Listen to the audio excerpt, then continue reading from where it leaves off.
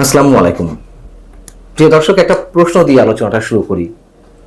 সারা পৃথিবীর কথা বাদ দিলাম, এই বাংলাদেশে যে কবার সামরিক অভ্যুত্থান হয়েছে, সামরিক কু হয়েছে কিংবা সামরিক বাহিনী ক্ষমতা নিয়েছে, তার কোনোবারই কি সাধারণ সামরিক কর্মকর্তাদের সঙ্গে বৈঠকে বসে আলোচনার মাধ্যমে এ ধরনের কোনো সিদ্ধান্ত নেওয়া হয়েছে, নাকি খুবই সন্তর্পণে, খুবই গোপনে হাতে গোনা কয়েকজন শীর্ষ সামরিক কর্মকর্তাদের সঙ্গে সংশ্লিষ্ট সেনাপ্রধানেরা আলোচনা করে এই সিদ্ধান্তগুলো নিয়েছেন?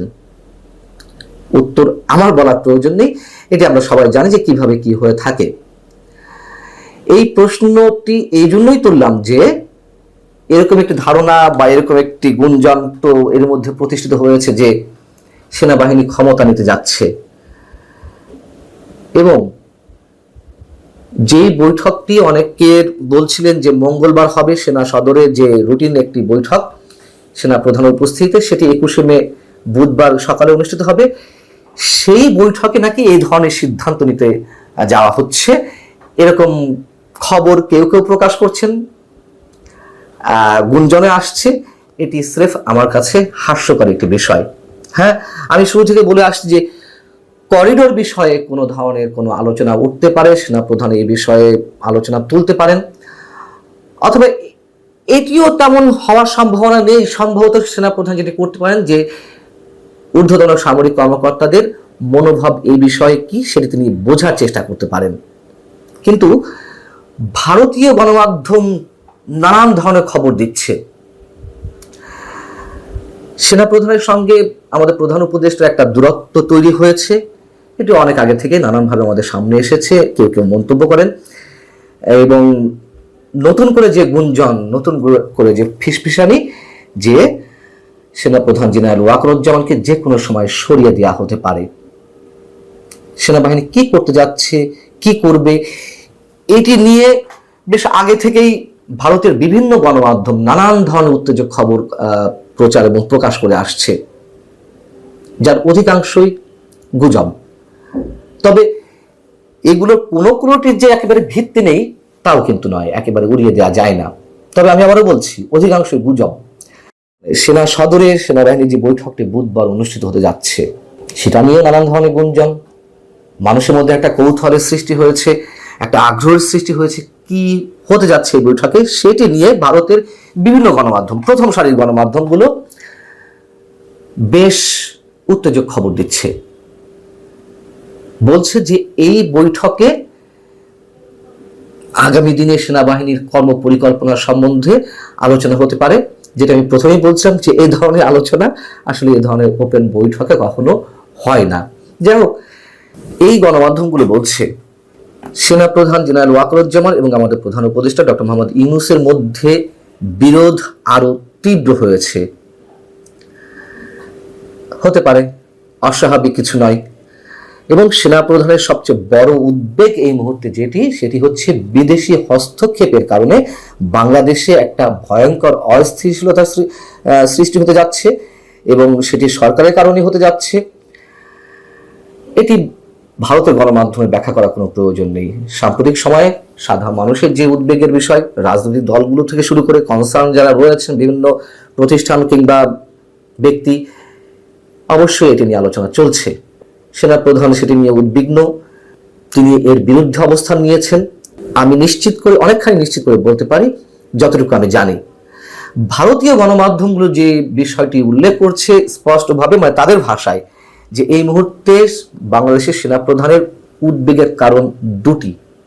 একটি হচ্ছে যত দ্রুত সম্ভব এবং একটি ইনক্লুসিভ নির্বাচন করা, সেটি সম্ভব হবে কিনা সেটি নিয়ে তিনি যথেষ্ট উদ্বেগের মধ্যে রয়েছেন। এটি খুবই স্বাভাবিক। তিনি তার চাওয়াটা তিনি প্রকাশ্যে নিজেই বলেছেন গত 25শে ফেব্রুয়ারি সাবেক সামরিক কর্মকর্তাদের উদ্যোগে আয়োজিত একটি অনুষ্ঠানে, পিলখানা ট্র্যাজেডি দিবস নিয়ে।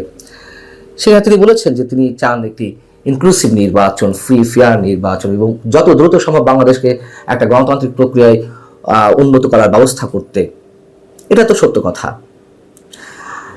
আর তার দ্বিতীয় যে উদ্বেগ সেটি হচ্ছে, যেটি এই মধ্যে বলেছে, যে তাকে যে কোনো সময় সরানো হতে পারে, এবং তার আফটার ইফেক্ট কি হতে পারে অনেকেই অনুমান করার চেষ্টা করছেন। এই গণমাধ্যমগুলো বলছে যে জেনারেল ওয়াকারুজ্জামান শুরু থেকেই আমাদের প্রধান উপদেষ্টা ডক্টর মোহাম্মদ ইউনূসকে সাহায্য করার চেষ্টা করছিলেন, কিন্তু বিদেশি হস্তক্ষেপের কারণে যে দূরত্ব সৃষ্টি হয়েছিল এর মধ্যে নানান ইস্যুতে, সেটি আরো তীব্র হচ্ছে বা তীব্র হয়েছে। আবারও বলি যে এটা সত্য কথা, সেনা প্রধান এবং সেনাবাহিনী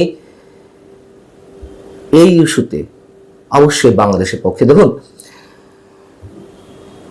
সেনাবাহিনীকে যতই বিতর্কিত করা হোক না কেন, অথবা সেনাবাহিনী নিজেই যত বিতর্কের মধ্যে পড়ুক না কেন, দিন শেষে সেনাবাহিনী দেশের সার্বভৌমত্বের পক্ষে সবসময় দাঁড়িয়েছে এবং দাঁড়াবে, এটি আমাদের দৃঢ় বিশ্বাস।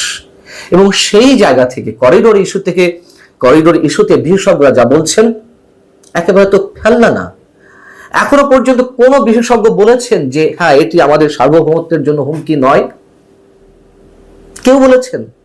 কোন রাজনৈতিক দল বলেছে? হাতে গোনা সরকারের আশীর্বাদ পুষ্ট দুই একটি রাজনৈতিক দল ছাড়া সবাই তো সরব হচ্ছে। সেখানে সেনাবাহিনী করিডোর ইস্যুতে বিপক্ষে থাকবে না এটা মনে করার কোনো কারণ নেই। এবং বুধবারের বৈঠক নিয়ে সরকারের পক্ষ থেকে এটি ঠেকানোর একটা প্রাণান্তকর চেষ্টা করা হচ্ছে, সেটিও নানানভাবে গুঞ্জন আকারে ছড়াচ্ছে। আর ভারতীয় গণমাধ্যমগুলো সেটিকে একেবারে এস্টাবলিশ করার চেষ্টা করছে যে সরকার যে কোনো মূল্যে এই বৈঠকটি ঠেকাতে চায়। কি এমন সিদ্ধান্ত হবে সেই বৈঠকে ক্ষমতা নেওয়ার কোনো বিষয় আলোচনা তো হবেই না, তাহলে কেন ঠেকাতে চাইবে সরকার? করিডোর ইস্যুতে আলোচনা হবে এটি নিয়ে? হবেই এমন কোনো ক্লিয়ার কোনো পিকচার পাওয়া গেছে আগে থেকে? আর যদি ঠেকিয়ে থাকেও সরকার বা ঠেকানোর চেষ্টা করে থাকে, যদি সেনা প্রধান সত্যি সত্যি এর বিপক্ষে অবস্থান নেন, তিনি সেনাবাহিনীর মধ্যে এই সিদ্ধান্তটি তো যে কোনোভাবেই নিতে পারেন, তার তো নানান পথ আছে। আমরা জানি না এসব খবরের সত্যতা কতখানি, তবে কিছু একটা হচ্ছে এটুকু বলা যেতে পারে। আল্লাহ হাফিজ, ভালো থাকুন সবাই।